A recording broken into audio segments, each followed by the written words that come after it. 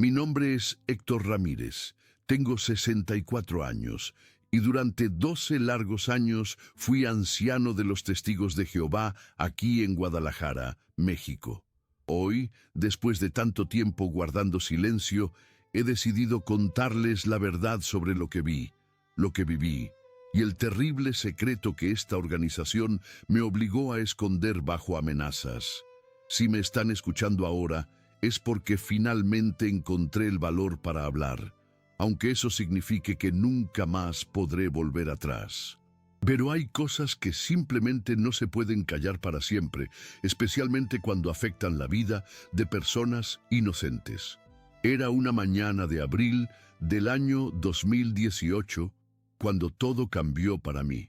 Recuerdo perfectamente porque era martes, y los martes siempre recibía la correspondencia oficial de la sucursal de México en mi casa. Como anciano de la congregación Esperanza del Valle, era mi responsabilidad revisar todas las cartas, circulares y documentos que llegaban desde las oficinas centrales. Esa mañana, mi esposa, María Fernanda, había salido temprano a la predicación con las hermanas y yo me quedé en casa organizando los papeles que habían llegado el día anterior. Era una rutina que había seguido durante años, nada fuera de lo común. Entre los documentos habituales noté un sobre diferente. Era más grueso que los demás, tenía sellos especiales y estaba marcado como confidencial, solo ancianos. Abrí el sobre con cuidado, esperando encontrar alguna nueva instrucción sobre procedimientos congregacionales o tal vez algún ajuste doctrinal. Pero lo que leí me dejó completamente helado. Era una circular interna, fechada apenas una semana antes, con instrucciones muy específicas sobre cómo manejar situaciones delicadas que pudieran afectar la reputación de la organización. El documento era claro y directo, pero sus palabras me parecían imposibles de creer.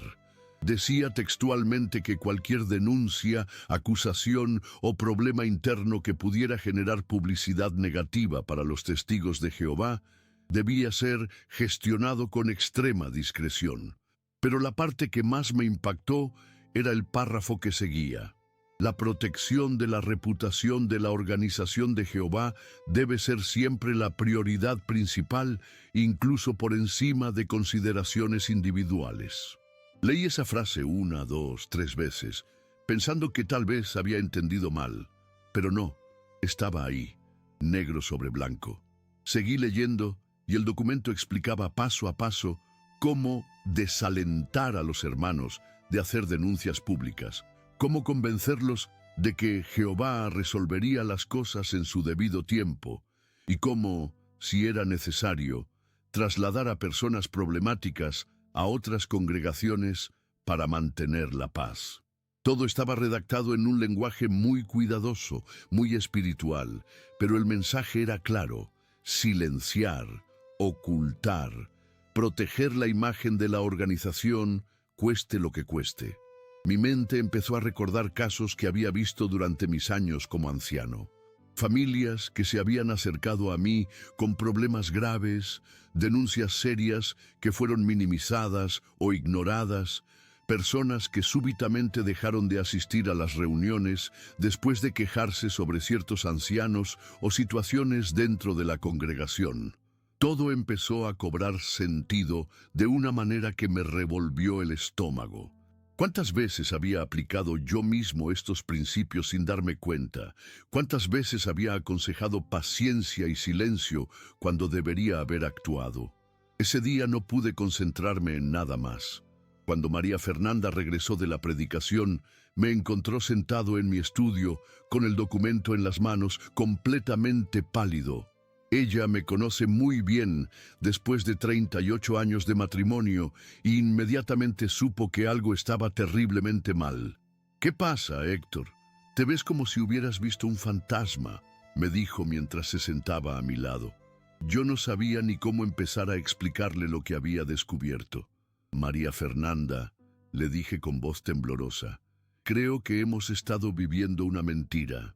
Ella me miró confundida, preocupada. Le mostré el documento, le leí los párrafos más impactantes.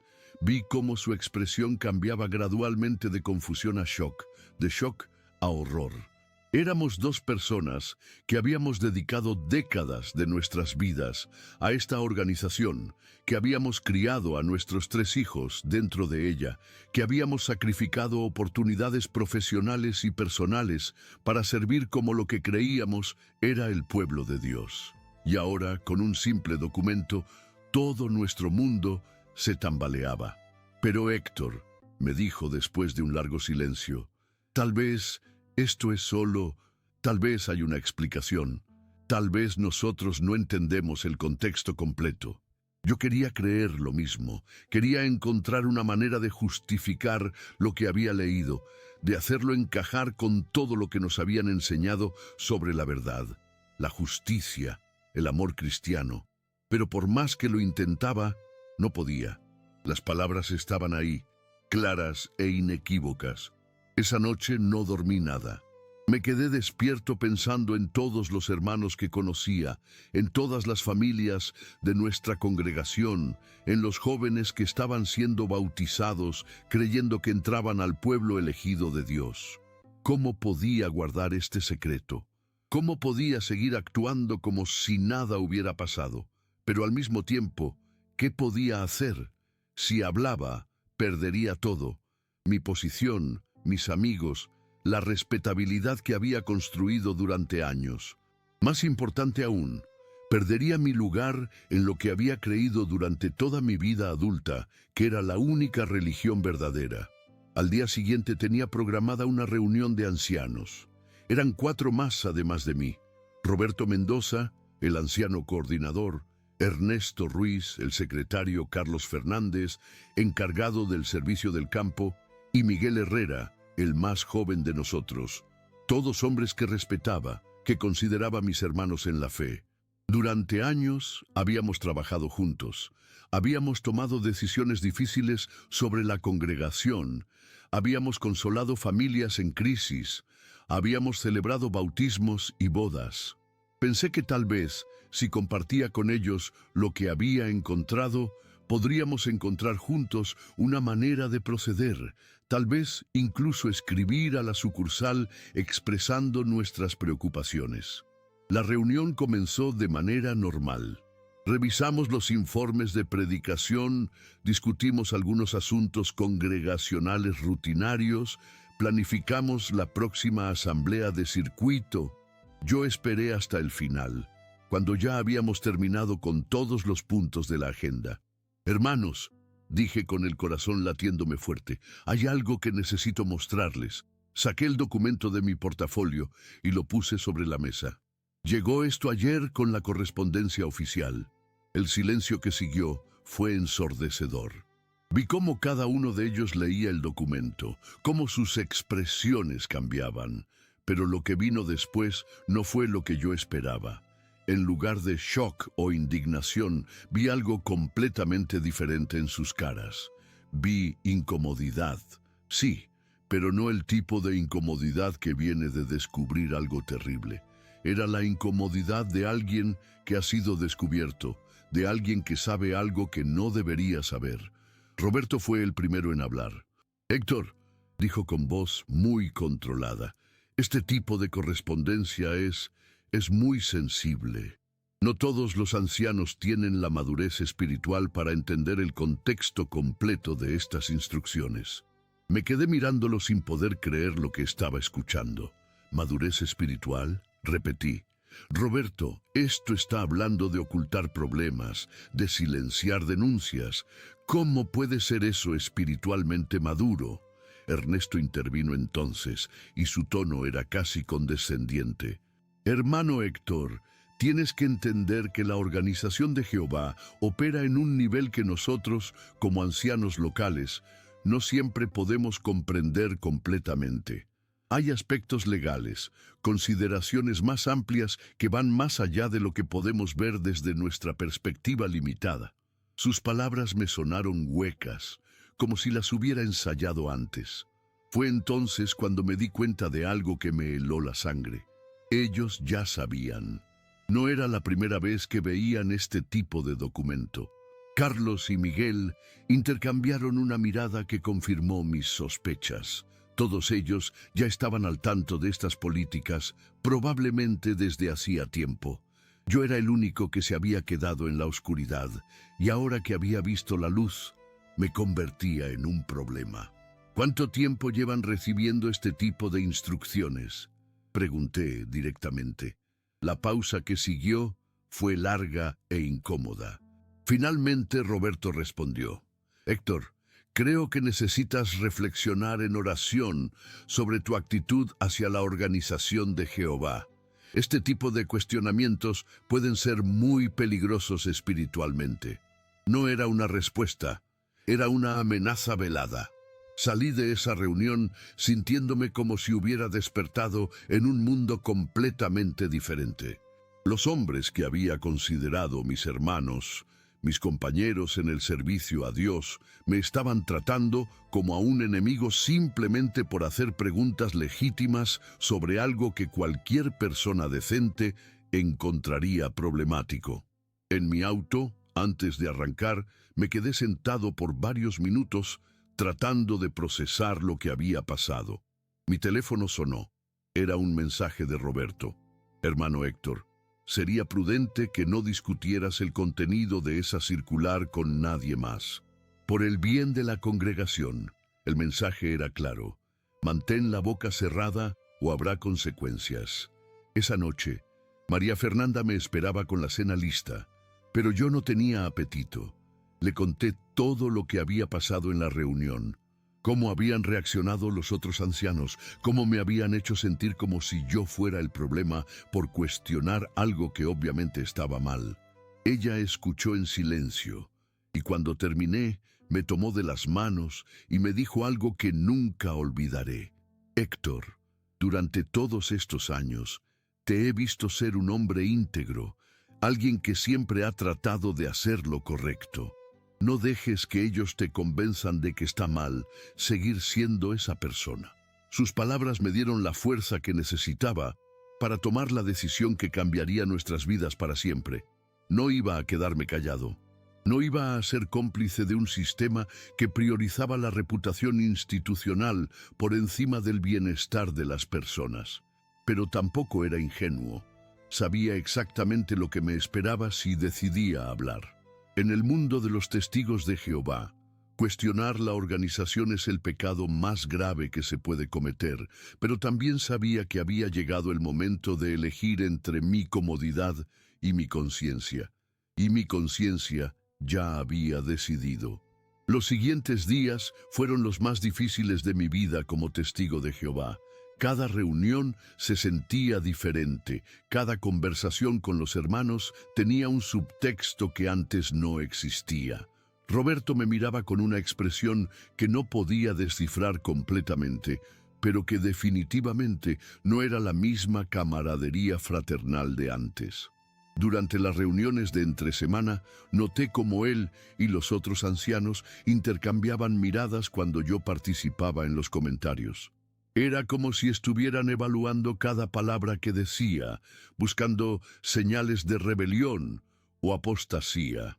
El primer incidente directo ocurrió apenas 4 días después de aquella reunión fatídica. Estaba en mi oficina, una pequeña ferretería que había manejado durante 15 años y que me había permitido ser flexible con mis horarios para cumplir con mis responsabilidades como anciano. Estaba atendiendo a un cliente cuando vi entrar a Carlos Fernández. No era inusual que los hermanos pasaran por mi negocio, pero había algo en su actitud que me alertó inmediatamente. Esperó pacientemente hasta que terminé con el cliente y luego se acercó al mostrador con una sonrisa que no llegaba a sus ojos. «Hermano Héctor», me dijo, «¿podríamos hablar en privado por unos minutos?» Lo llevé a la pequeña oficina en la parte trasera de la tienda. Una vez que cerré la puerta, su actitud cambió completamente. La sonrisa desapareció y fue reemplazada por una expresión seria, casi severa. «Héctor, he estado orando mucho sobre nuestra reunión del otro día y creo que Jehová me está dirigiendo a hablar contigo como hermano. Sus palabras tenían el tono formal que usábamos cuando estábamos a punto de dar consejo disciplinario a algún hermano con problemas. He notado, continuó, que últimamente has estado mostrando una actitud cuestionadora hacia la organización de Jehová. Eso me preocupa mucho, hermano, porque sabes lo que dice la Biblia sobre aquellos que causan divisiones. Sentí cómo la sangre se me subía a la cara. Causar divisiones. Carlos, lo único que hice fue mostrar un documento oficial y hacer preguntas legítimas sobre su contenido. Él negó con la cabeza lentamente, como si estuviera lidiando con un niño obstinado. Esa es exactamente la actitud de la que estoy hablando, Héctor. En lugar de confiar humildemente en la organización que Jehová está usando, estás permitiendo que el orgullo te lleve a cuestionar decisiones que van más allá de tu nivel de comprensión. Sus palabras me dolieron profundamente, pero lo que más me molestó fue el tono condescendiente. Este era un hombre que había llegado a la congregación apenas 3 años antes, que había sido nombrado anciano en tiempo récord, y ahora me estaba hablando como si yo fuera un hermano inmaduro que necesitaba corrección. Carlos, le dije tratando de mantener la calma, llevo 12 años como anciano en esta congregación. He ayudado a decenas de familias, he dirigido cientos de estudios bíblicos, he dedicado mi vida entera a servir a Jehová. No me parece que cuestionar una política que va contra los principios bíblicos básicos sea falta de humildad. Él me miró fijamente por unos segundos que parecieron eternos. Precisamente por eso me duele verte en esta situación, hermano.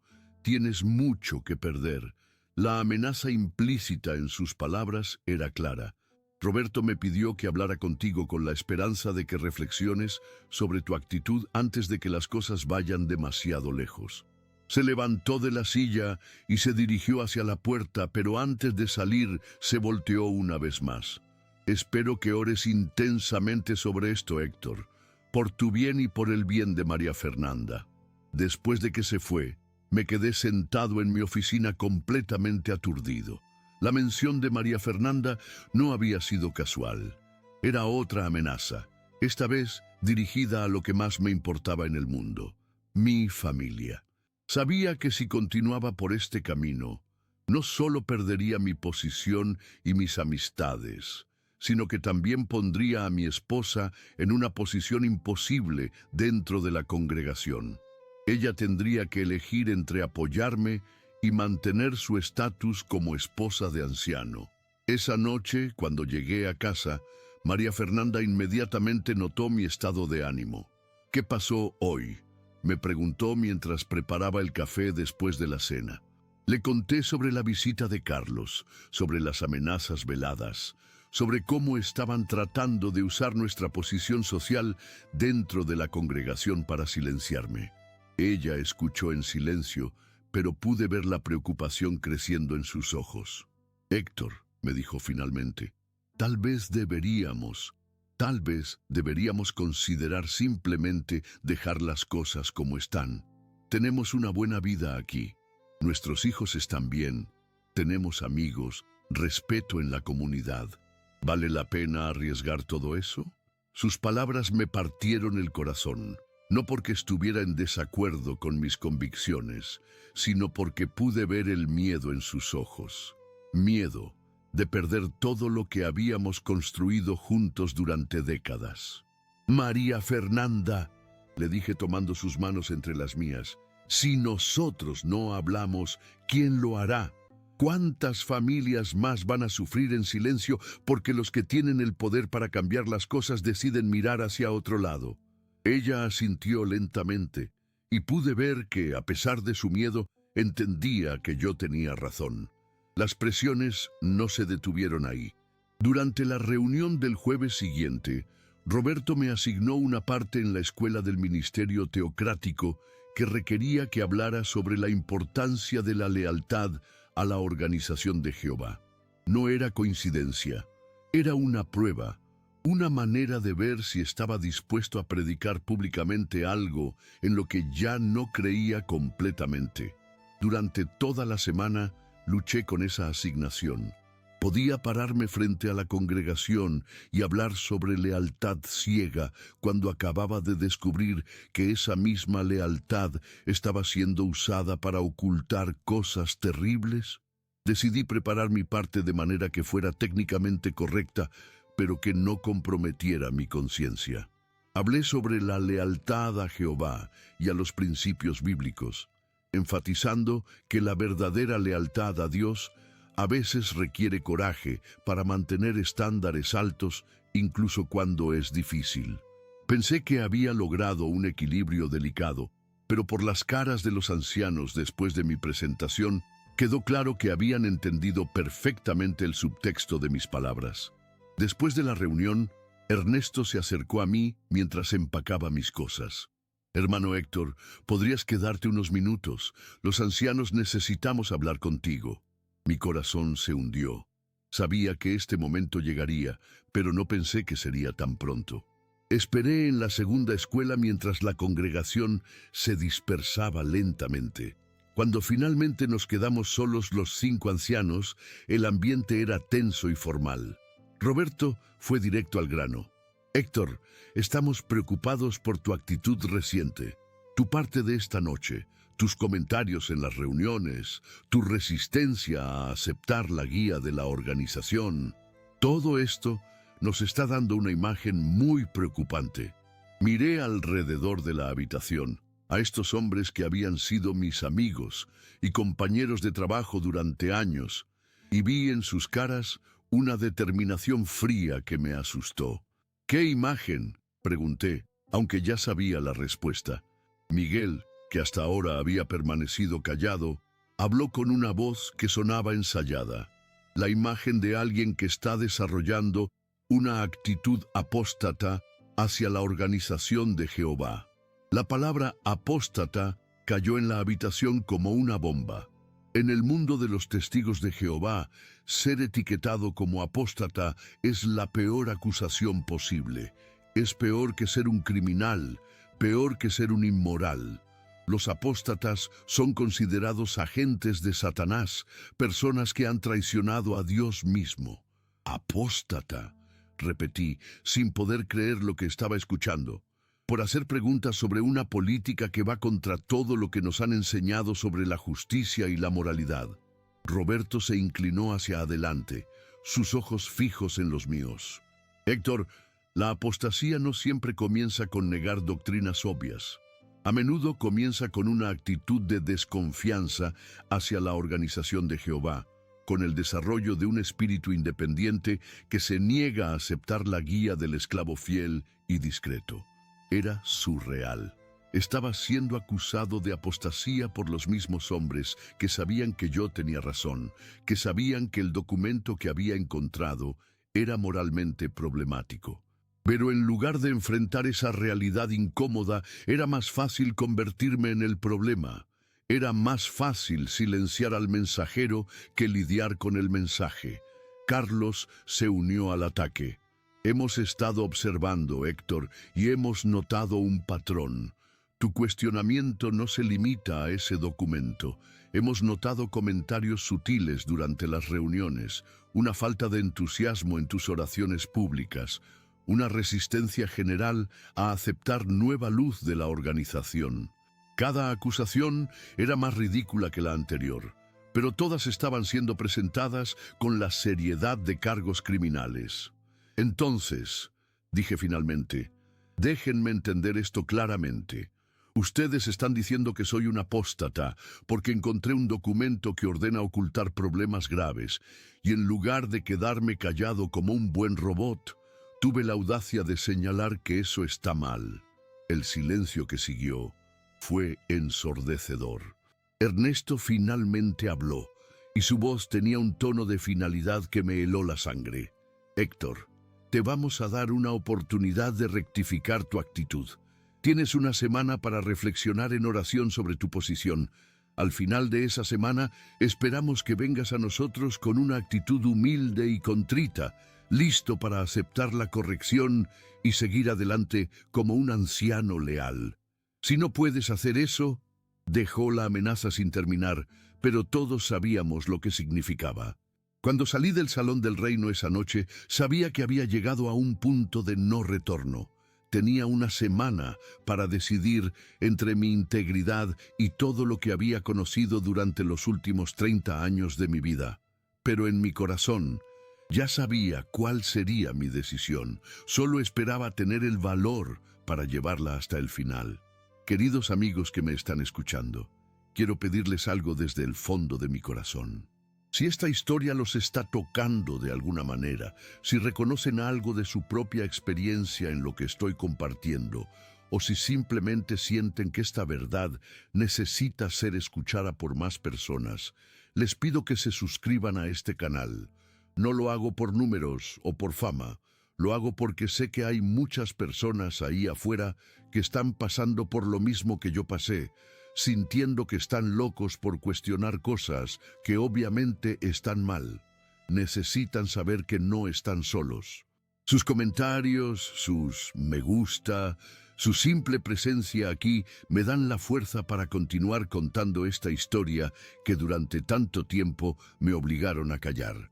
Porque al final del día, la verdad no teme a la luz, y es hora de que estas verdades salgan de las sombras donde las han mantenido durante demasiado tiempo.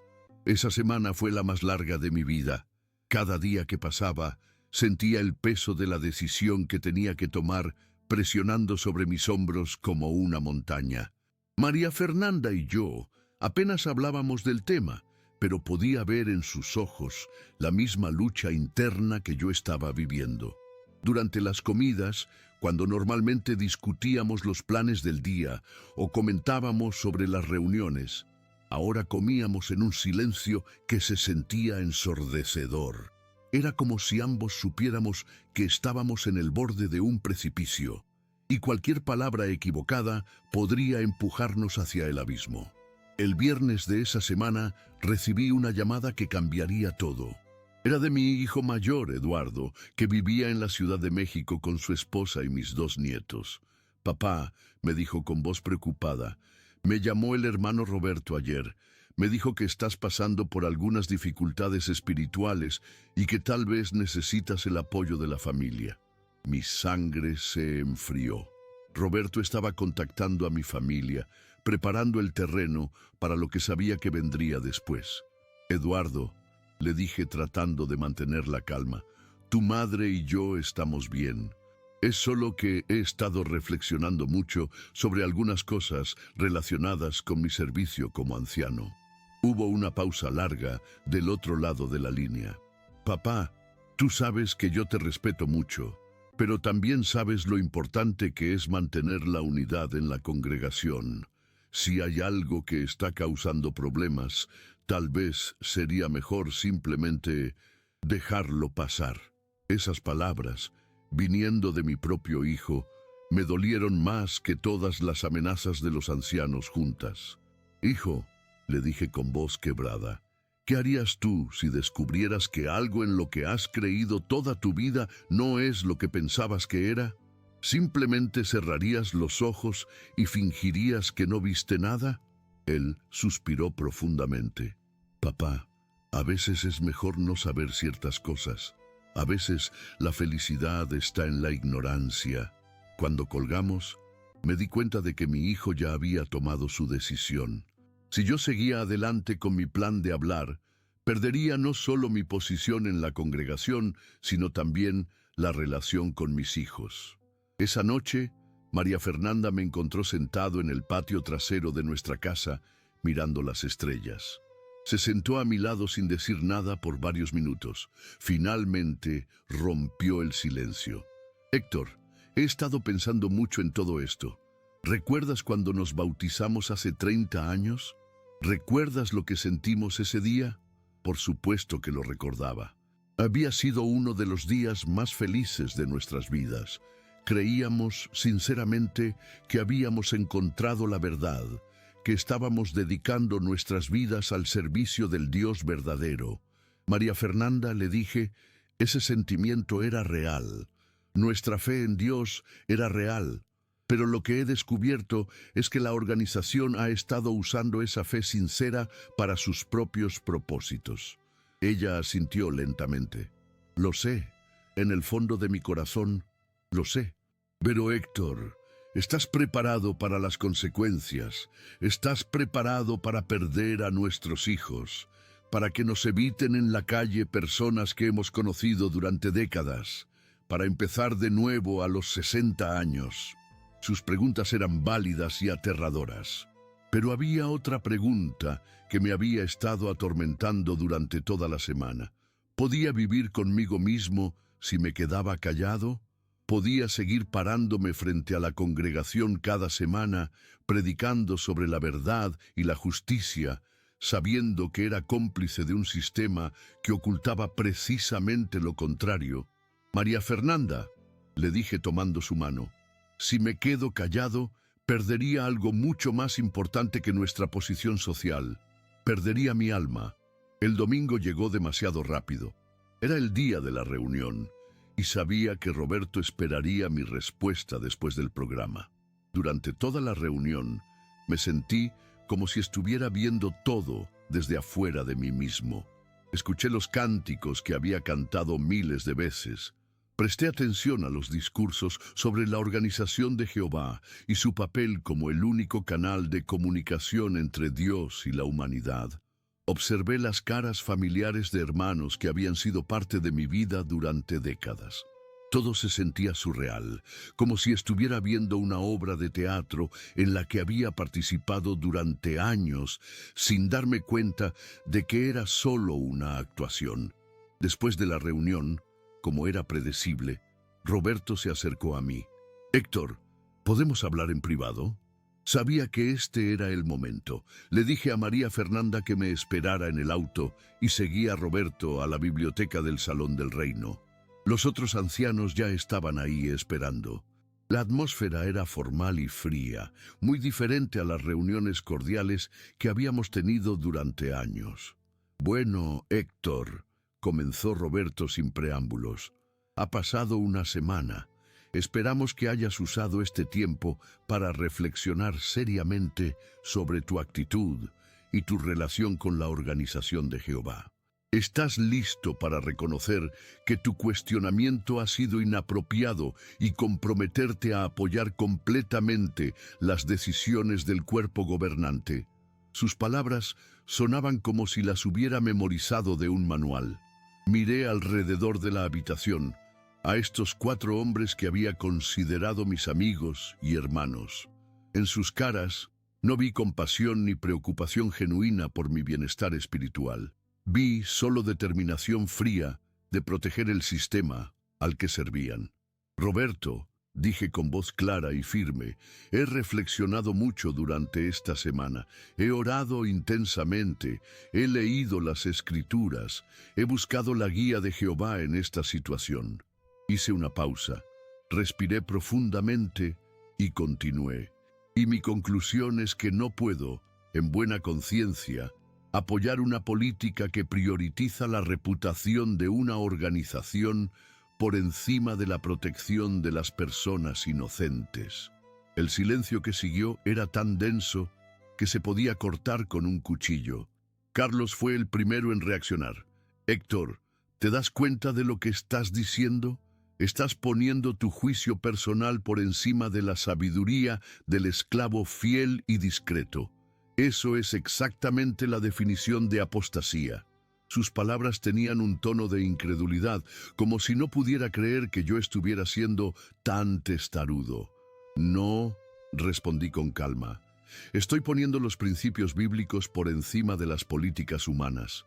Estoy eligiendo proteger a los vulnerables en lugar de proteger una reputación institucional. Y si eso es apostasía según su definición, entonces acepto esa etiqueta». Vi cómo intercambiaban miradas de shock. Claramente no esperaban que yo fuera tan directo. Ernesto se inclinó hacia adelante, sus ojos fijos en los míos. «Héctor, ¿entiendes completamente las consecuencias de lo que estás diciendo? Si persistes en esta actitud rebelde, No tendremos otra opción que formar un comité judicial. Y ya sabes cuál será el resultado de ese comité. Era otra amenaza, pero esta vez era explícita. Estaban poniendo todas las cartas sobre la mesa. Entiendo perfectamente las consecuencias, respondí. Entiendo que perderé mi posición como anciano. Entiendo que probablemente seré expulsado de la congregación. Entiendo que muchas personas que he considerado amigos me evitarán como si fuera un leproso. Entiendo que mis propios hijos podrían cortar la comunicación conmigo. Vi cómo sus expresiones cambiaban ligeramente. Tal vez esperaban que el miedo a estas consecuencias me hiciera cambiar de opinión. Pero también entiendo algo más importante. Entiendo que hay cosas más valiosas que la comodidad social y la posición religiosa. Entiendo que la integridad personal vale más que la aceptación grupal. Miguel, que había permanecido callado durante toda la conversación, finalmente habló. Héctor, esto es una locura. Estás tirando por la borda 30 años de servicio fiel por un malentendido sobre un documento administrativo. Sus palabras me hicieron enojar más que todas las amenazas anteriores, porque estaba minimizando algo que sabía que era serio. ¿Un malentendido? Repetí, mi voz subiendo ligeramente de tono. Miguel, ese documento ordenaba explícitamente silenciar denuncias para proteger la reputación de la organización. No hay nada que malentender ahí. Y todos ustedes lo saben, porque todos ustedes ya estaban al tanto de estas políticas antes de que yo las descubriera. La acusación cayó en la habitación como una bomba. Roberto se levantó abruptamente de su silla. Esta reunión ha terminado, Héctor.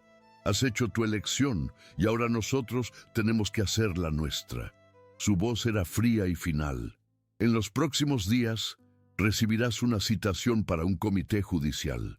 Te sugerimos que uses ese tiempo para reconsiderar tu posición, porque será tu última oportunidad. Se dirigió hacia la puerta, seguido por los otros ancianos. Antes de salir, Ernesto se volteó una última vez. Es una lástima, Héctor. Realmente esperábamos que entraras en razón. Cuando se fueron, me quedé solo en la biblioteca por varios minutos, procesando lo que acababa de pasar. No había vuelta atrás. Había cruzado el Rubicón y ahora tendría que enfrentar las consecuencias de mi decisión. Pero por primera vez en semanas me sentí en paz conmigo mismo. Había elegido la integridad por encima de la conveniencia, y aunque el precio sería alto, sabía que era la decisión correcta. Cuando salí del Salón del Reino, María Fernanda me estaba esperando en el auto con los ojos rojos de llorar. ¿Cómo fue?, me preguntó, aunque por mi expresión probablemente ya sabía la respuesta. No hay vuelta atrás, le dije simplemente. Van a formar un comité judicial. Ella asintió, secándose las lágrimas. Lo sabía. En mi corazón sabía que esto era lo que ibas a hacer.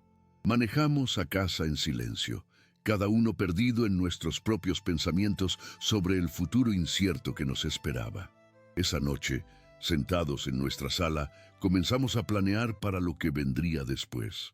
Sabíamos que tendríamos que reconstruir nuestras vidas desde cero, encontrar nuevos amigos, crear nuevas rutinas, redefinir nuestras identidades fuera del marco de los testigos de Jehová. Era aterrador y emocionante a la vez. Por primera vez en décadas, tendríamos la libertad de explorar ideas y creencias sin el filtro constante de la doctrina organizacional.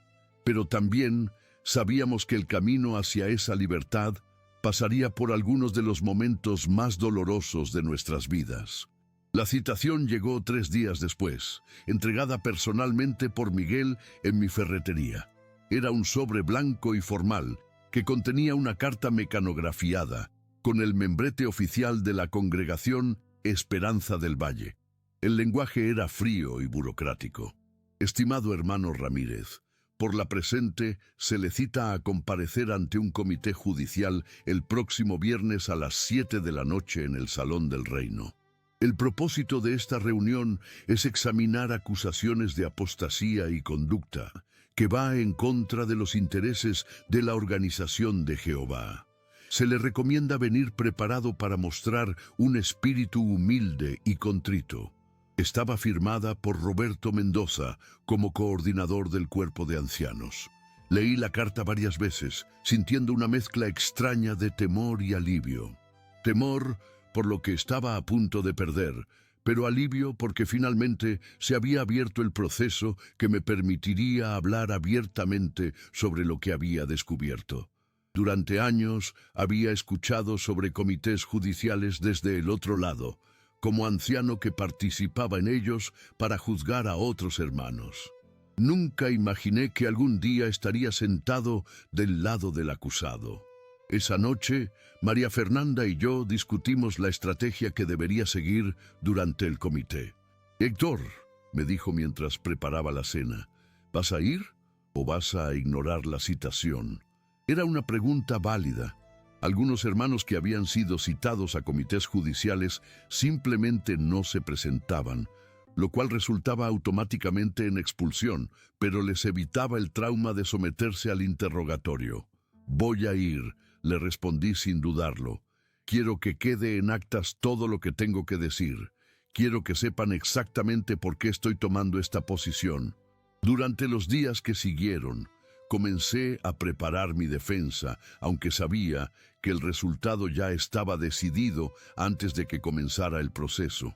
Reuní copias del documento original que había encontrado.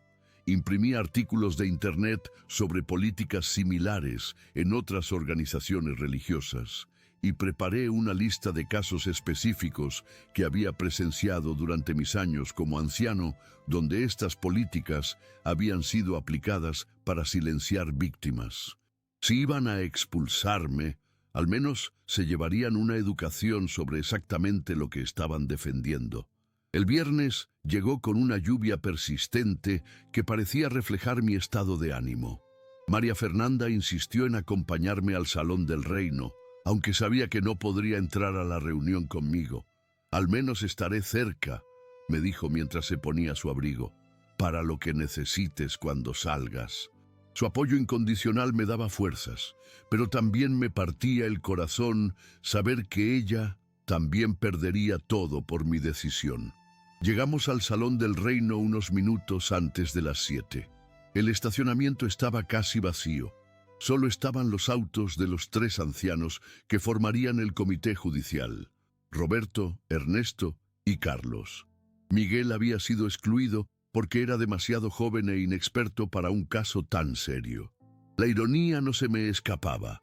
Los hombres que me iban a juzgar por cuestionar políticas organizacionales eran los mismos que habían estado ocultando esas políticas de mí durante años.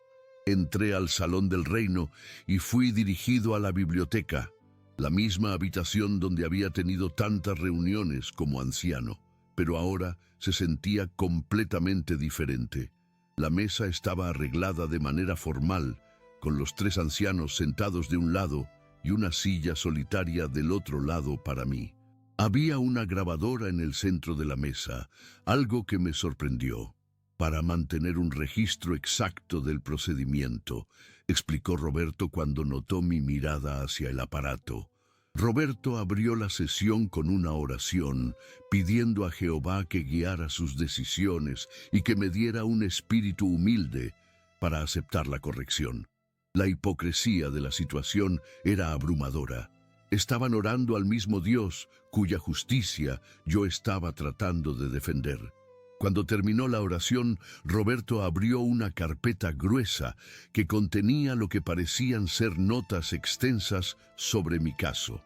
«Hermano Ramírez», comenzó en un tono formal que nunca había usado conmigo antes, «usted está aquí porque hay serias preocupaciones sobre su lealtad a la Organización de Jehová y sus enseñanzas. Se le acusa específicamente de apostasía, que se define como oposición o resistencia a las enseñanzas y prácticas establecidas por el esclavo fiel y discreto». Hizo una pausa para dejar que sus palabras tuvieran impacto. «¿Entiende usted la seriedad de estas acusaciones?» «Entiendo perfectamente», respondí con calma, «pero me gustaría aclarar algo desde el principio. Yo no tengo oposición a las enseñanzas bíblicas genuinas. Mi oposición es a políticas organizacionales que contradicen los principios bíblicos básicos de justicia y protección de los inocentes. Roberto frunció el ceño. Claramente no esperaba que yo tomara la ofensiva tan rápidamente. Ernesto intervino, consultando sus propias notas. Hermano Ramírez, durante las últimas semanas usted ha mostrado un patrón de comportamiento preocupante. Ha cuestionado directivas oficiales de la organización, ha mostrado una actitud crítica hacia las políticas establecidas y ha expresado dudas públicas sobre la sabiduría del cuerpo gobernante. ¿Niega usted estos cargos? No los niego, respondí firmemente. Pero me gustaría presentar evidencia de por qué mi cuestionamiento está justificado. Saqué de mi portafolio las copias del documento original y las puse sobre la mesa. Este documento, que llegó a través de canales oficiales, ordena explícitamente priorizar la reputación de la organización por encima de la protección de víctimas de abuso. ¿Cómo pueden ustedes, en buena conciencia, defender una política así? Carlos se inclinó hacia adelante, su rostro mostrando irritación. Hermano Ramírez, ese documento está siendo sacado de contexto. Usted no tiene la madurez espiritual ni la comprensión completa de las complejidades legales y administrativas que enfrentan los líderes de la organización. Sus palabras sonaban condescendientes y ensayadas. Sacado de contexto, repetí, sintiendo mi temperatura subir. Carlos, el documento dice literalmente que la protección de la reputación organizacional debe ser la prioridad principal, incluso por encima de consideraciones individuales. ¿Qué contexto puede justificar esa posición? Abrí el documento y leí el párrafo específico en voz alta. ¿En qué contexto es esto aceptable para una organización que afirma seguir a Jesucristo? Roberto golpeó la mesa con su puño, un gesto que nunca había visto de él antes. ¡Suficiente! Hermano Ramírez, usted está mostrando exactamente la actitud rebelde y arrogante que nos preocupa, en lugar de humildemente aceptar que hay aspectos de la administración organizacional que van más allá de su comprensión. Usted insiste en poner su juicio personal por encima de la sabiduría colectiva de hombres que han sido nombrados por el Espíritu Santo. ¿Nombrados por el Espíritu Santo?, respondí, ya sin tratar de controlar mi frustración. Roberto, ustedes tres sabían sobre estas políticas desde antes de que yo las descubriera. Ustedes han estado aplicando estas directivas durante años, silenciando denuncias y protegiendo abusadores. ¿Eso es obra del Espíritu Santo? ¿O es obra de hombres que están más preocupados por proteger su posición e influencia que por hacer lo correcto? El silencio que siguió fue ensordecedor. Había cruzado una línea de la que no había retorno, y todos en la habitación lo sabían. Ernesto fue el primero en romper el silencio, su voz temblando de indignación. Hermano Ramírez, usted está acusando a ancianos nombrados de corrupción y deshonestidad. Eso es calumnia grave contra siervos de Jehová. Sus palabras sonaban huecas, porque ambos sabíamos que mis acusaciones eran ciertas. No es calumnia si es verdad, respondí con calma, y todos ustedes saben que es verdad. La pregunta es, ¿van a seguir fingiendo que no lo es? ¿O van a tener el valor de admitir que han estado participando en un sistema corrupto? Miré a cada uno de ellos directamente a los ojos, porque esa es la verdadera apostasía aquí, apartarse de los principios de justicia y compasión que Jesús enseñó. Carlos se levantó abruptamente de su silla, claramente agitado. Esto es ridículo. Estamos tratando de ayudar a este hombre y él nos está atacando directamente. Se dirigió hacia Roberto. Ya hemos escuchado suficiente. Su actitud es claramente apóstata y no hay evidencia de arrepentimiento. Roberto asintió lentamente. Hermano Ramírez, dijo Roberto con voz formal, este comité ha determinado que usted mantiene una actitud rebelde e impenitente hacia la organización de Jehová. Su negativa a aceptar corrección y su persistencia en criticar las políticas organizacionales constituyen apostasía clara. Hizo una pausa, como si estuviera saboreando el momento. Por lo tanto, este comité ha decidido expulsarlo de la congregación cristiana de los Testigos de Jehová. Aunque sabía que este momento llegaría, escuchar las palabras reales fue como recibir un golpe físico. 30 años de mi vida, todas mis amistades, mi identidad social completa, todo eliminado con una frase pronunciada por un hombre que había sido mi amigo durante más de una década. ¿Eso es todo?, pregunté después de un momento. No van a permitir que responda a los cargos. No van a considerar la evidencia que he presentado. Ernesto cerró su carpeta con un sonido final. La evidencia está clara, hermano Ramírez. Su actitud y sus palabras esta noche han confirmado todas nuestras preocupaciones. No hay nada más que discutir. Se levantó de la mesa, seguido por los otros dos ancianos. El anuncio se hará en la próxima reunión de entre semana. Tiene derecho a apelar esta decisión si lo desea, pero le aseguro que el resultado será el mismo. Cuando se fueron, me quedé sentado solo en la biblioteca por varios minutos, procesando lo que acababa de suceder. No sentía tristeza, sorprendentemente. Sentía una extraña combinación de alivio y determinación. Alivio, porque ya no tendría que fingir respeto por un sistema que despreciaba, y determinación, porque ahora era libre de hablar abiertamente sobre lo que había experimentado. Salí del Salón del Reino bajo la lluvia persistente y encontré a María Fernanda esperándome en el auto, con los ojos rojos, pero una expresión de orgullo en su cara. «¿Cómo fue?», me preguntó mientras arrancaba el motor. «Tal como esperábamos», respondí. «Pero María Fernanda, por primera vez en meses me siento completamente libre». Ella sonrió a través de sus lágrimas. «Yo también», me dijo. «Yo también». Esa noche, sentados en nuestra sala, comenzamos a planear nuestro futuro fuera de la organización que había controlado nuestras vidas durante décadas. Era aterrador, pero también emocionante. Por primera vez en años, podríamos tomar decisiones basadas en nuestros propios valores y conciencias, no en las directivas de una organización que había demostrado ser moralmente corrupta.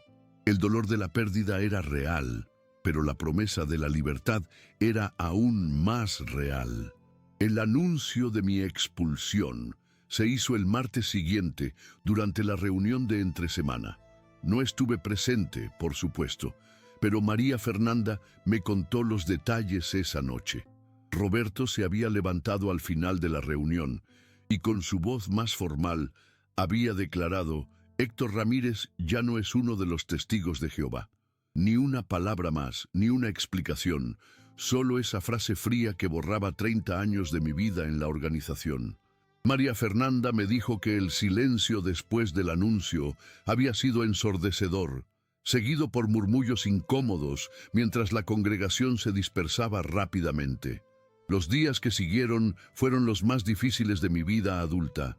La noticia de mi expulsión se extendió rápidamente por toda la comunidad de testigos de Jehová en Guadalajara. Personas que me habían saludado cordialmente durante años ahora cruzaban la calle para evitarme. Hermanos que habían venido a mi ferretería durante décadas dejaron de frecuentar mi negocio. El aislamiento social era total y devastador. Era como si hubiera muerto para todos los que habían sido parte de mi mundo durante las últimas 3 décadas. Lo más doloroso llegó cuando Eduardo me llamó desde la Ciudad de México. Su voz sonaba distante y formal, muy diferente al tono cariñoso que siempre había usado conmigo. «Papá», me dijo sin preámbulos, «me enteré de lo que pasó.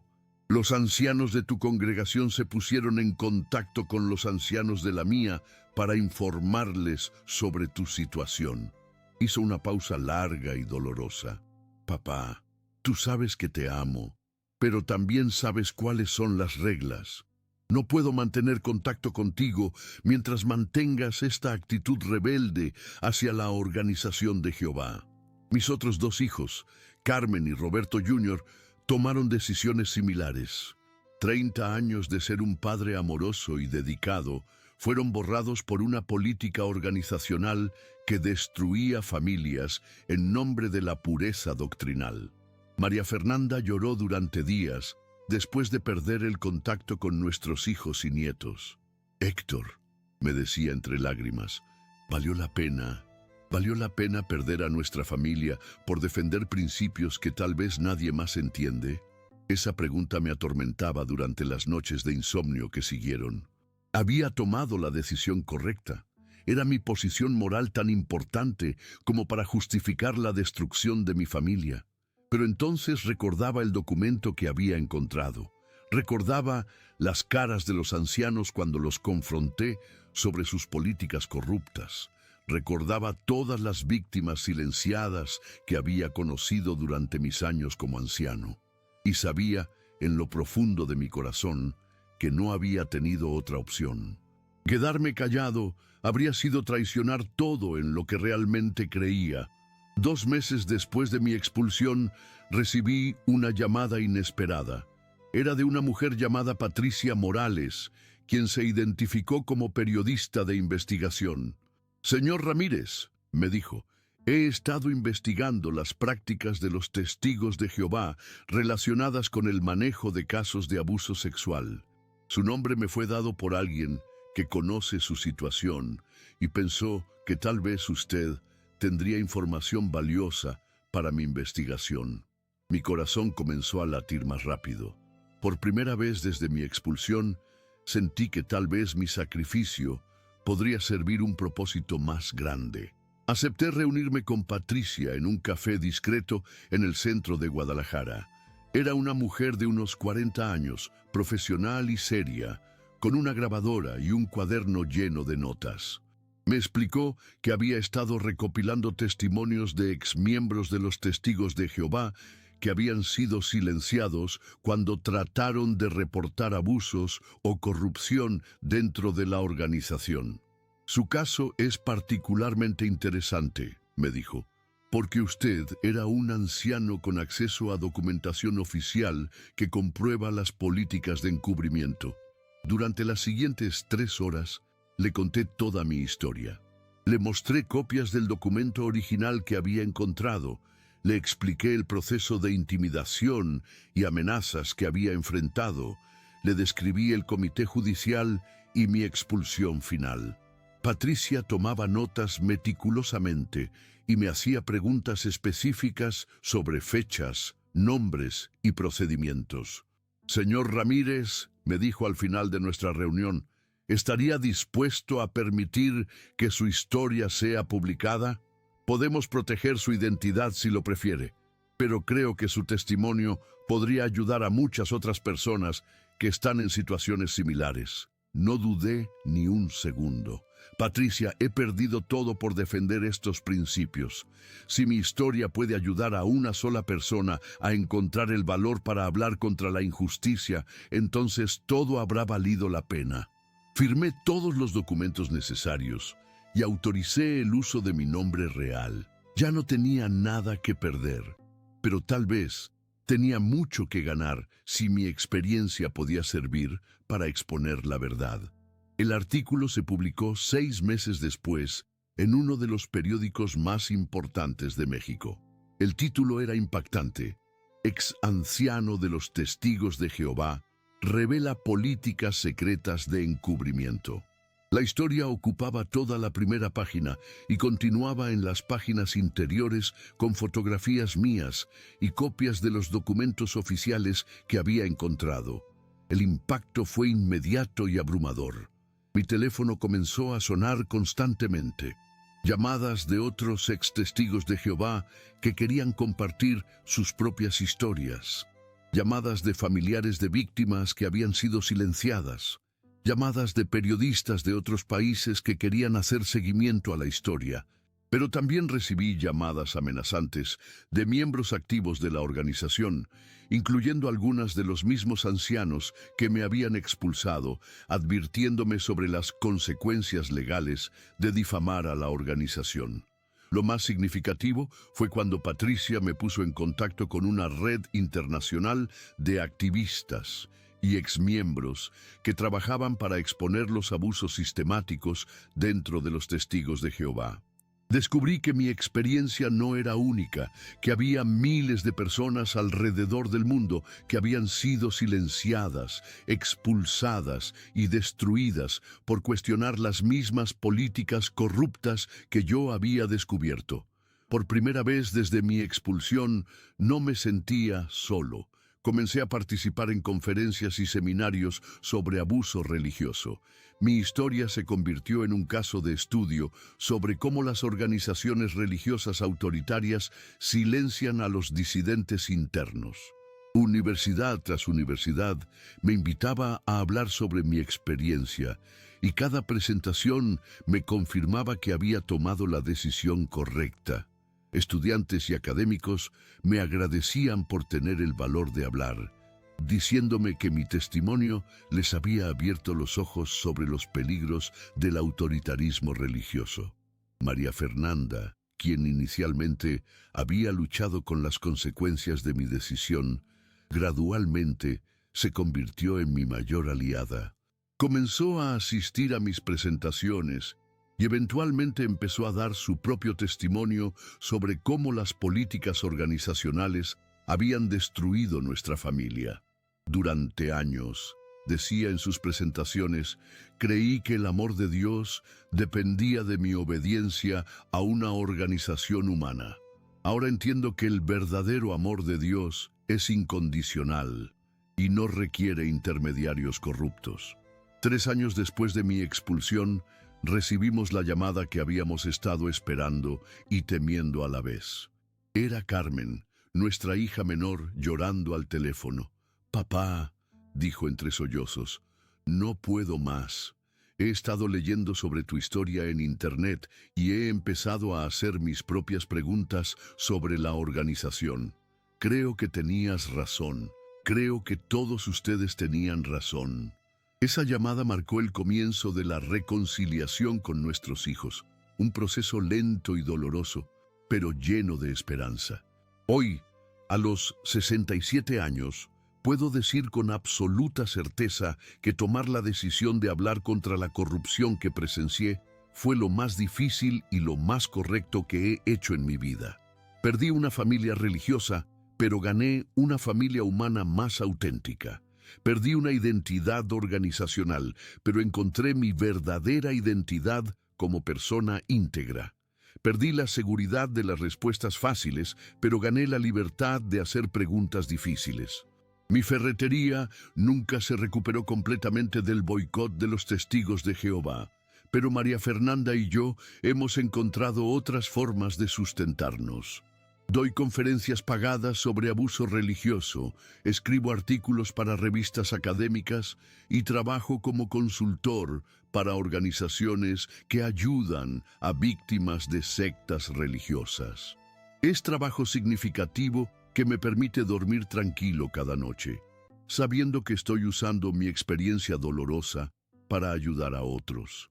El secreto que me obligaron a esconder ya no es un secreto.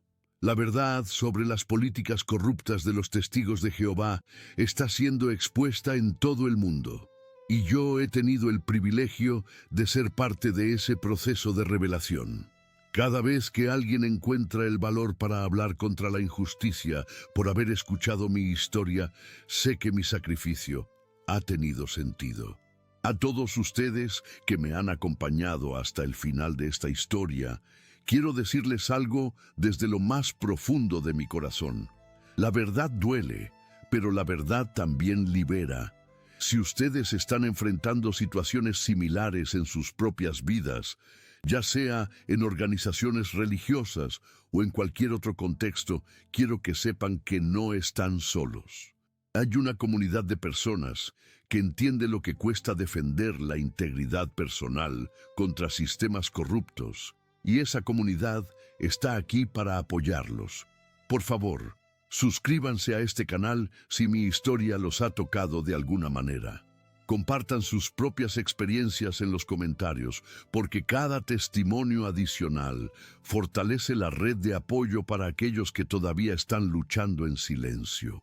La verdad no puede ser silenciada para siempre, pero necesita voces valientes para ser proclamada.